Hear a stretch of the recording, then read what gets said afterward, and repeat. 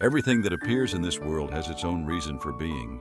Whether it is ease or difficulty, happiness or suffering, it is all divinely ordained by the sacred creation and cannot be otherwise. Yet amidst this ocean of suffering, we can still sense the compassion, patience, and love that this boundless and infinite universe always bestows upon every human being.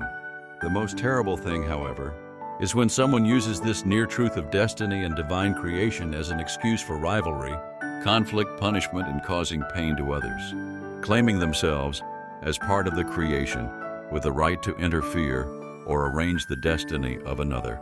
But perhaps they forget one thing. Creation operates not by human judgments, evaluations, calculations, or determinations of right and wrong for each individual, but rather by laws so intricate that humans can never fully comprehend them throughout eternity. Every vague thought and subjective action will weave countless tangled threads of karma, tightly binding individuals into cycles of extreme existence. Imagine us as grown children, stumbling as we take steps together toward the peaceful and happy land. Each of us tirelessly strives, trying to strengthen our steps after every fall. The journey is fraught with countless challenges, but it is bitter and frightening when there are children who use their own maturity to drag others down, just as they are about to take their first few correct steps on the journey. A cycle of resentment, ingratitude, and insensitivity. Intelligence crushes greater intelligence, creating another form of cold and ruthless intellect.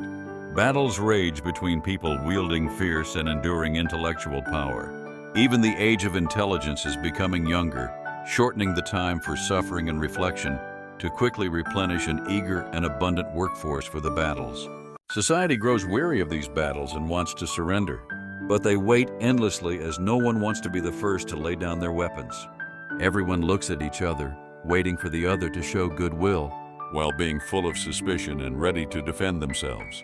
No one dares to step out of the game of wealth and fame to become an outcast, ridiculed and scorned, waiting for a time when all humanity in the world becomes the scorned outcasts. A time when the phrase scorned and ridiculed will bear a different meaning. It will mean people living truly happy lives, happiness together.